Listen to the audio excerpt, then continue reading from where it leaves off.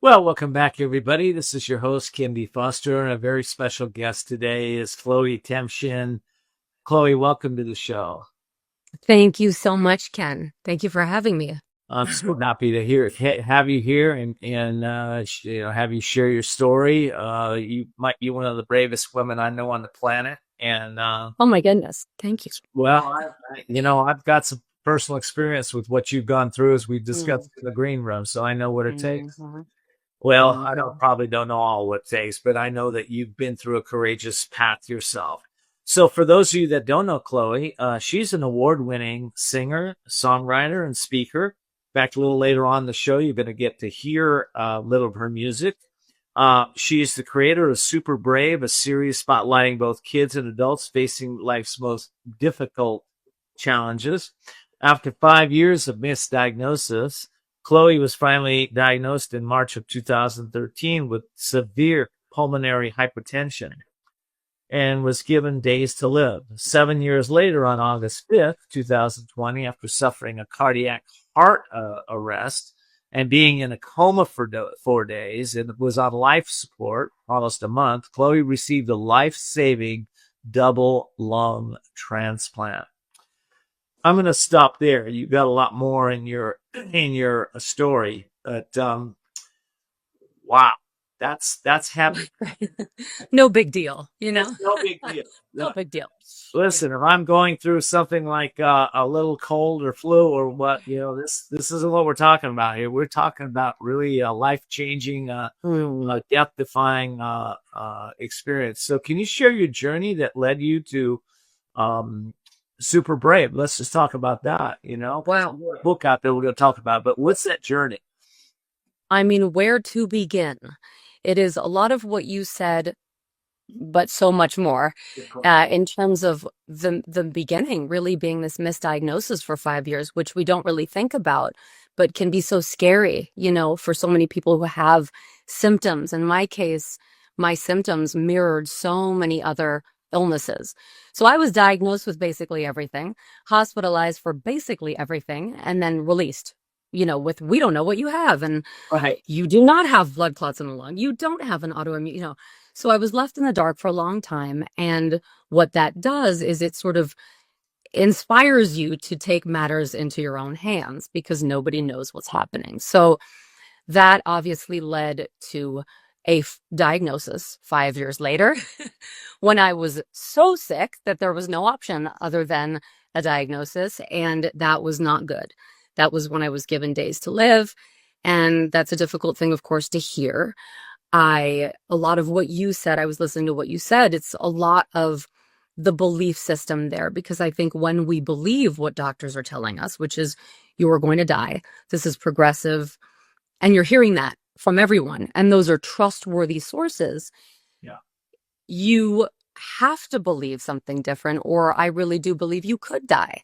Your mind, and as you were saying, everything has to align to a different future, to a different story, essentially. So I ended up at home. Everybody was scared of me because they basically didn't want to have me in the hospital. I was taking up a bed at that time. And they're like, she's not dying. We don't know what to do with her. So let's send her home. Went home and decided with my partner at the time that we were going to go into this insane research mode. And I was going to look up pulmonary hypertension. Here's the tricky thing. Find someone that was alive and thriving and doing well that I could kind of, Right. use to inspire me. Now, so depressing, I can't even tell you. Everywhere I looked, it was death, progressive, no hope, no medicine will help you now because I had something else called PVOD and I couldn't be medicated because of PVOD. So, or very, very little medication was okay for me because one hurts the other. So, long story again, shortened, we decided to take matters into our own hands. I didn't exactly stray from the medical protocol, but I did go my own way. And that's a whole other story of what that became, which is these 5 principles that ultimately helped me rewrite my story and live a completely different life. Before I get to those 5 principles, Yes. just look back for a second and Mm-hmm. the health challenges and the transplant. What would you say are the moments that stood out for you that you went from impossible to possible? Where did that shift happen? I think for me, it's very hard to pinpoint what that is, but I think it's essentially the will to live. I think that when you so desperately want to live, it becomes inconceivable that you will die. And so the question isn't so much, are you going to die or not? It's how. What are you going to do to live? And it just becomes a matter of how, not if. Yeah. Well, I think that willpower is such an important piece of our healing. And Mm, I think there's human will, and then there's something like there's the survival will, human will, and then there's something that's called, I would call it divine will, where you mm. seem to find this superpower that's within us, and you just do it. Like the super research. You're like, how do you do that? Yeah. I don't know how we're gonna do it. We're gonna do it. And disappointment after disappointment comes, but you just keep going. That's right. That's right. And as I say, I believe in God. How can you not? I mean, I always have, but after something like this, it's such a miracle. It's, people in our lives who didn't believe in God now do. It's sort of like, how can this happen? But it's very much work and faith for me, and the combination of the two is very powerful when you're going through something like this or going through really anything in life. Well, can you imagine if you had just went, okay, this is never going to work. I'm going to, doubt that I'll ever find anybody that's ever healed. I believe the doctors. I might as well just give up. Yeah. Where would you be? Dead. You'd You know, be I mean, Yeah, I mean, you can't. And my mission when I didn't find that person, when I couldn't find someone to look up to, became to do everything I could to turn myself into that person. Because I thought if those going through this could know that one person, just one, survived, was thriving, was living their life, that gives you so much power when you feel so powerless, which is, I think, what we feel when we're given such a scary diagnosis. We lose our control. So, again, that became a mission. Now, it healed me to become that person, but I kind of created the person that I wanted to look up to, if that makes sense, or tried to create some person, you know? that in itself is so inspiring. I think You- that so many, because it's not about more information. I was saying Mm, about realization. So you had to say, well, you know what? If I can't find the person, I'm going to be the person. mm, Realize that in my life, and I'm going to be the model, the one that others can follow. It's kind of like the fellow that broke the 1 minute mile, right? mm. Broke the 1 minute mile until Roger Bannister had broke the 1 minute mile, and there a whole bunch of Exactly. broke the 1 minute mile, right? That's right. So it's That's something right. you're like, well, I'm going to break the barriers of how, what I can do, how long, quote, the survival. And Mm, let's get rid of the word survival. It's right. how long I'm going to thrive, right? I'm going to have Yes. a thriving mentality. I think it's that piece, right? It absolutely is. And every time something worked, I was the tester, I would try food, I would try supplements, I would try. And anytime I had success, that's when I would relay the message, just sort of sharing what I did, never telling anyone what to do, because this was not science based or, it was completely a personal experience. But I figured if it's helping me, why wouldn't it help others? So that's when I became much louder online, when things started working. I was the guinea pig. I love that. I got to take a break in a minute. But Okay. I wanna. You are a singer and you're a beautiful songwriter, and I'm wondering the journey that you've been on, how that's impacted your creative abilities and your artistry, and maybe one of uh, the most profound songs that you've written. The one that you love that kind of meant the most. I want to talk about that when we get back. Okay, great. All right, we'll do that in just a minute. Chloe, welcome back. For those of you that don't know Chloe, I introduced her a little earlier, but she is a survivor of double lung transplant. She's also a singer, songwriter, and so much more. Well, She's one of the bravest people I know. we named the show Heal It. It was by The Courage to Be Super Brave. She also has a book out there, Being Super Brave. We'll talk about in a second. Um, so Chloe, wow, what a journey. And Well, where first do of we all, go? thank Where you. do we go with you from here? Such nice things you've said about me. Oh, there's so many places to go. I don't even know where to begin. We could go anywhere. We could go Yeah. anywhere. Yeah. Yeah. Well, where I want to go is mindset. That's where I want to go right now. There's a lot of people listening to the show and they're going, all right, how did Chloe find this strength to go on when it seemed hopeless? Right? How did you go? What were your thoughts? Mm. What were you thinking? Who Well, supported you? I do What? have to say, your mind can go to very dark places, and it is not. I rearranged my brain. I essentially brainwashed myself into believing something other than what I was experiencing. So, whereas I was bombarded with the thoughts of, you're going to die, you're going to die, I'm going to die, I would replace every single thought and actually had a bell that my grandmother had given me. And every time one of those thoughts would enter my brain, you're going to die, I would ring that bell and I would replace the thought with, I'm going to live. And these are the ways that I'm going to live. I'm going to live. I'm going to live. I'm going to live. And I would visualize myself running on a beach. Here I am with an oxygen tank.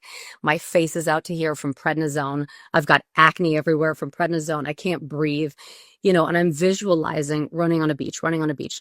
So I would say it's not necessarily that easy to remove a thought, but it is much easier to replace a thought. So whatever thought resonates with you that represents a future, again, when you're being told you don't have one, would be the easiest way to convey how to retrain your brain.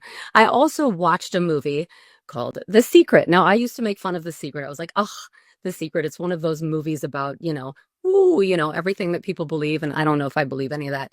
When I wasn't well, let me tell you how many times I watched that movie, because every day you go back to you go back to that thought process of, oh my God, I'm going to die. Oh my God. And so it's constant retraining, constant bell ringing, which then would be less and less because you're retraining your brain to believe something different. Now, I didn't see any improvement for years, and I had worked on everything. I mean, food, as I say, I was basically eating kale for 12 years straight, but no improvement for a long time. So that belief has to remain very strong when you don't see improvement. And after about 2.5, my timing is really awful, but let's say 2.5 years, all of a sudden, slight improvement. And that is so huge because that just gives you that thing that you need to obviously to keep going. But you have to be able to see it even when you're not getting it, if that makes sense. In hindsight, where do you think that first little improvement? How did that happen? Can you Oh, yeah. that? And Well, I remember the moment, if that's what you mean. We were walking to a doctor actually, and I was in a store because we were early. And my doctor called and said, we have some news for you. I'm like, oh my God, every time they called me, I thought it was the end of my life. So I was like, oh no, what's the news? So she said, your pulmonary pressures, which for context, pulmonary pressures for anyone normal, with relatively good health, their pressures are under 25. Severe pulmonary hypertension is around 60. And my pressures for context were at 180. So I was basically a walking corpse. Nobody understood why I was alive. Made no sense. And they called me and they said, your pressures are at 90. Now, 90 is horrible, right? But for me, I mean, imagine it was at 180, right? So I'm just screaming in the store. I'm like, oh my, and they're telling me this is not really, great news. And I'm like, are you kidding me? This is the best news you could ever give me. So that little, I will never forget that moment, but I was like, all I need to know is it's heading in the right direction. And I just, again, it was so inspiring to hear that. And it meant that it was, and that what I was doing was helping. And I continued, of course, to do what I was doing, which involved a lot, which involved food, mindset, exercise, quality time with people I love, and creative expression, which was a huge one for me. yeah, okay. So I wanted to ask you about the music, and I Yes. think we're probably going to insert some music here in just a minute. But that one song or songs that you wrote during that time that had a lot of meaning for you. Can you share a little bit about that? Yes, I would say, I mean, there's so many, it's like picking from your babies, but I would say You Save Me is a song that I wrote to God above and very, very meaningful to me at the time. And music has always been how I process what I feel. So it's been there for me. It's my therapy. It's gotten me through everything, I would say. And now what's wonderful is that I can use music to convey the messages that I would like to convey, which are, I hope, hopeful messages. And I'm, now I'm currently working on an album for my donor, which is this incredibly mysterious person who saved my life by giving me lungs. And so again, it's been a way for me to really express myself. That's much more comfortable even than with words in this sort of setting. Do you know the person that saved you? I don't. I have no idea who it is. I wrote the family, which you're allowed to do, and they wait a year and then they send the letter to the family. But I have no idea. I've never heard back, which, maybe that's okay. Yeah. Well, yeah, I have. So, well, no, I know, but some people keep going, and I didn't keep going because I thought that's okay. It's, sometimes when people have, they had reports of, feeling that other person's energy or hearing that other person or anything like that. Has that ever happened to you with the transplant? I have felt so much that I have been so inspired is what I can really say. Yeah. By this human being. I've written an album. I know that it's a woman. I did spend 3 years thinking it was a man, and that's another story for another interview. But I then found out it's a woman who's, just, you have such little information that you're allowed to, I don't know the name. I'm not given a name. So but I'm working on a film. I'm working on music for this person. It's inspired so much in me that it's like I feel like I'm living for two people, Yeah. And it's a pretty crazy feeling. Yeah. You have a different point of view than I think most people that have gone through slight illness or even chronic illness, because you've been through a life-changing illness. For those of my audience that might be listening to this or know somebody that's listening to this, what words of hope or inspiration would you give them? Well, I would definitely start with what you said, which is the impossible can become possible. That is no question. In my situation, it was one of the more impossible things. Not just because I had pulmonary hypertension, but something called pulmonary veno-occlusive disease, which has a 1-year life expectancy. And it is not possible to survive that. So I just want to say that in fact it is. I say as long as we're breathing, there's hope. Yeah. I would also say that something that has really helped me is one line that I have drawn in my house. It's like a poster that I look at all the time. And it says, what if everything goes right? And I think it's a wonderful way to think because, we're constantly with, oh my God, it's going to go, what if it goes wrong? So to replace that again with the thought that it may all just go right. So how would you like to live if it all went right has been very helpful.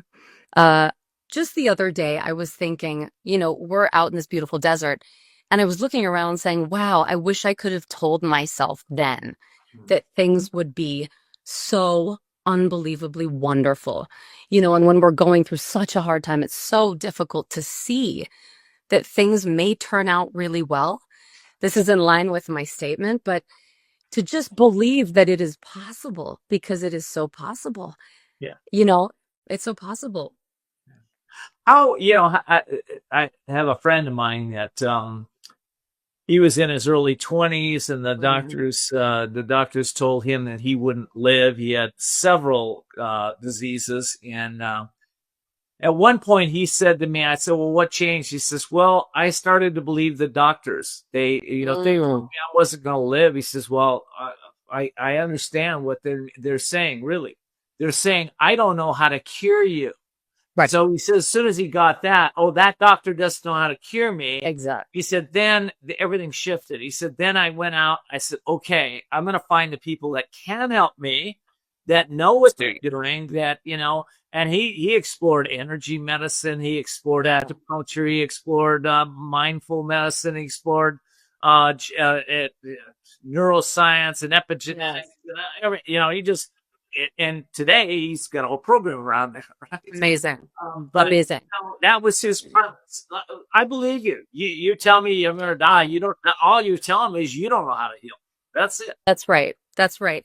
And it sort of equates to me like writing a song, where a song, it's a matter of finding all the pieces. It's not a matter of whether you're going to write the song or not. You just have to find those pieces. So it's not, it's how you're going to do it. It's not if you're going to do it. You will finish the song at some point. So again, it becomes that psychology of how am I going to do this? How? You know Yeah. what I mean? And isn't that where the courage kicks in? Because without the courage, it's like, courage. When I define courage, it's a feeling. It's a energy. It's a power within us, but it doesn't seem to show up until we go, I'm going to take that step. I'm going to go do that. That's when it starts to kick in. That's when creativity opens up. Is that? When you need it. Yes, I think I haven't really thought through a lot. I just reacted, and I think that when you're being told something that's so scary, you can go either way. You can believe it, or you can say, actually, wait a second, what if they're wrong, right? So I haven't spent a lot of time, believe it or not, even though it's been years processing that. I've just been so grateful to be alive that I'm like, this is amazing. But I think you kick into a mode of survival. And that's when you can see that the power, first of all, that we have in our mind is insane. It's otherworldly what we can do with our brain, and when I started thinking about, for example, paralysis, right? And you think that someone can't move their leg, but it's because their mind isn't telling the leg to work, right? It's not the leg. So the power, right? And I tend to think a lot about, psychosomatic illness and the fact that we can create our own illness. And I think that's very empowering to think that we could have allowed something into our life that's not so good, because it also means we are powerful enough to heal it. Yeah. Yeah. Well, it blows me away, and I'm going to take a commercial and come back. But you're a singer and a songwriter, singer, and you've got a double lung transplant. And I'm thinking, hey, how does that happen? How does that really work? And I want to talk to you a little bit about that when we get back. So we'll do that. And also, you have your book out. We want to cover your book. No book. I might have confused you. I heard you say that a few times. I thought. Oh, well, you know what? I'm just tuning into your future. That's all. You got a future book coming. I was gonna say maybe I do have one. I just don't know about it yet. Yeah. We'll have to talk about that. Perfect. All right. Well, okay. Yeah, I was thinking you had one, but that's right. You got the music, and we're playing the music. Okay. All right. Well, we'll be right back, and we'll explore this story a little more. Welcome back, everybody. I'm talking with Chloé Temtchine. We're calling this show the Heal It by having the courage to be super brave. A singer who has, I'm reading here, you had at one point vocal cord paralysis. That had to be a little challenging. No, totally fine. Along with everything else, Yes, it has been challenging. So I have a permanent vocal cord paralysis. It's been that way for a long time. I've had multiple surgeries, which you can see actually right here. It's actually visible online. So that has been quite challenging, and in fact, more challenging, the paralysis, than the new lungs. And I say I'm singing with someone else's lungs right now. So it is wonderful to be able to breathe. I can't even tell you. I had no idea how lucky I was to be able to breathe before all of this happened. Sounds so simple, but when you lose your breath, you realize how important that is. And the paralysis is what has made it most difficult, especially since I love to be, quote, I like it to sound as perfect as it can, right? So one of the lessons I think I've had to learn is really how to do what I can with what I have every step of the way, because you can just turn off. I mean, I have sounded so awful. I have a voice that's extremely unpredictable. I now sound like Barry White, which I joke about, but I have like a man voice, So it's dropped like 25 octaves, but my voice has shifted so much over the years. I've had to sing in a whisper with complete paralysis. I've had to sing without breathing. I've had to sing with my first implant, which I've had my second implant. They now overclosed my vocal cords to protect my lungs because you can aspirate food and liquid when you have paralysis. So I've had to kind of relearn how to sing many times, but many times, yeah. Girl, where do you And I, find this courage? Where is your courage? I mean, when you just stop and you quit quiet, you're in, you're with yourself, and Mhm. and everything that's gone on in your world. Where does that braveness come in you? Where does that come from? Well, that's a very interesting question, and thank you for saying that. I don't think I've ever thought about that. I feel like I love what I do so much. I love writing music. I feel like I've been given such an incredible gift that it's like not only do I love what I'm doing, but there's an element of I want to be able to do as much as I can with this gift. So I feel so compelled, instead of saying to myself, oh my God, I sound so horrible. I'm like, no, you have a duty to convey a message and to make something good out of something that really is not very good. If you look at it, it's really a miserable, hellish experience. If I'm really, it's like a nightmare, right? But it's also a miracle. And so Yeah. to turn something bad into something good, I think maybe is at the source of some of this because it makes you feel like it was all for something. You know what I mean? And I can write about it and I can share it and I can make it so that someone else doesn't have to feel hopeless. I can make it so that someone else can see that it's possible. I can make, and it all is in my words and my songs and my speeches. It's all one thing, and it's a message of hope is what I like to say, which sounds so simple, but so important when you lose hope.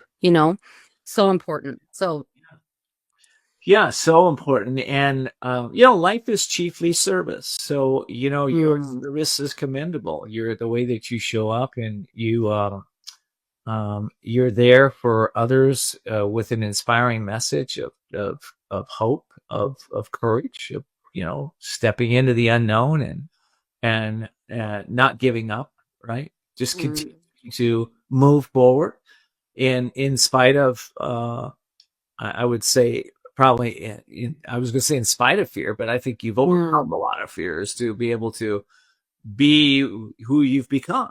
Is that mm. be accurate? Or? Yeah, there's a lot of fear there, but I Yeah. choose not to live my life that way because it's unpleasant, is the very simplified version. I also feel like, I mean, this is going to make me sound like I'm from another world, but a lot of wonderful children, which is part of what Super Brave is, Super Brave kids, Yeah. which who are, I believe, angels in my life, who have died as a result of pulmonary hypertension. And I feel like I take them with me and I feel like they bring me strength. Yes. So, it's a deep feeling that I'm not alone in this. I have my donor. I have these wonderful angels who are with me, one of whom is named Humaira Bodanya, who's the reason I created my foundation. So they've all brought so much inspiration into my life. Yeah. Um, and they're all with me. So, I'm kind of Yeah. this feeling of coming back to life after having died, basically. It's you realize how lucky you are to be here. Uh, and I don't take that lightly. You know? Tell me a little bit about your foundation that you started. Well, again, so this was inspired by an 8-year-old child, Humaira, who died of pulmonary hypertension. And she was very close. We didn't know each other very well, but we were spiritually connected. And I wanted to create a tour called the Smile Tour, which I did. And I went around to different hospitals and performed for kids in hospitals and then would talk to them. And I'm like, it's like talking to 90-year-olds who know absolutely everything about life and they're 6 or 8, and you can't believe it. So I thought, wow, I need to interview these kids. And you think it's going to be depressing because it's kids who are sick and who are going through really challenging times. It is the opposite of depressing. It is so uplifting. The gratitude that these kids have at that age is unlike anything I've known. The smiles, the consciousness of life and death and challenge and how to overcome and how to be strong. And I thought, all right, this is called Super Brave Kids, and I will now do an interview series with these children because these stories have to be told. So a lot of this now, again, my foundation, just to put it simply, it funds endeavors that bring awareness to pulmonary hypertension, to the importance of organ donation, and essentially brings hope to those in need. So any projects are how do people find your organization? Where is it? It's called the Chloé Temtchine Foundation.org. So it's my very confusing name, the Chloé Temtchine Foundation.org. Okay. Very good. And that is the name of your book. It's called Super Brave, and it's stories from children that have been super brave, and yourself. I see that coming into the world. Okay, well, there you go. I was just going to say, maybe you just created the book. Thanks, Ken. I'll send you 50% of the royalty. Yeah, well, you don't need to do that, but you do need to write the book because it'll help get the word out about the organization. It'll also give inspiration, hope, and to those children, and it'll also bring smiles to their parents. They're memorialized in a beautiful book that their story has been told. Their story has been told, just like you're telling your story. Their story needs to be told, and it's really a story, like you just said, of hope, of courage, of love. And we all need that in this world. So I hope you write the book, and if you need any help with it, you let me know. I'll support you with that. 100%. Wonderful. Yeah. Thank you very much. Yeah. Well, yeah, of course, that book needs to be out in the world. So, music helps us heal. Books help us heal. Love helps us heal. What's next for Chloé? Outside of the book. Oh, exactly. That's it. That's next.